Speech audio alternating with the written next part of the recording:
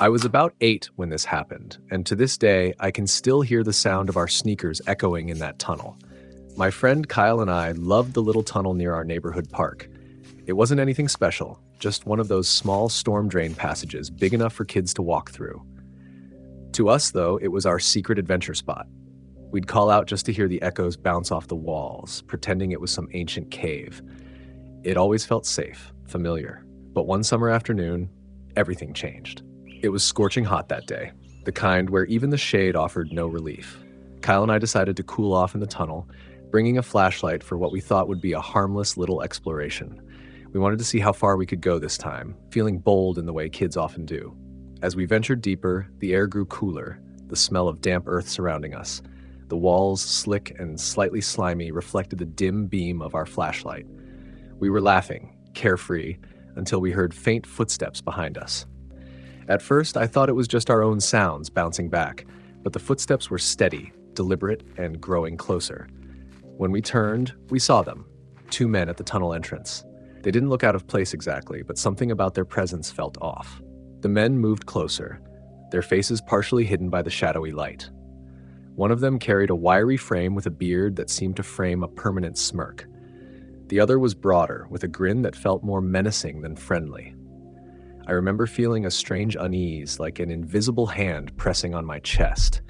They gestured for us to follow, motioning toward a darker section of the tunnel.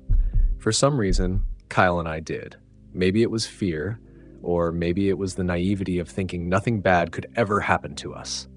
The air grew heavier the further we went, the flashlight flickering as if protesting. At one point, the tunnel split into 2 paths. The men paused, looking at each other briefly, before pointing toward the narrower one.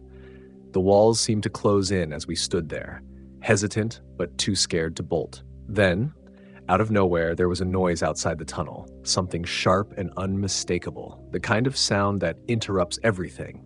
It was faint at first, a distant splash of water, then a voice. Whatever it was startled the men. They stopped abruptly, their body language shifting from confidence to unease.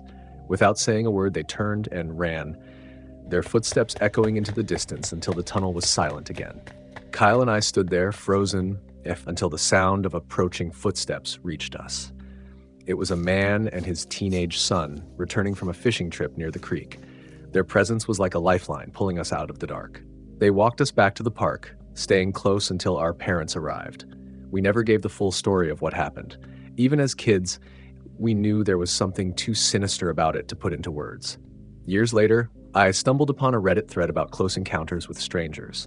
A story caught my eye, eerily similar to what had happened to us. It described men who lured kids to secluded areas, preying on their curiosity. The realization hit hard. If we'd followed them even a little farther, we might not have come back. The memory is buried now, but every so often, when it's quiet and the world feels still, I think about that day, about how close we came to disappearing into the dark.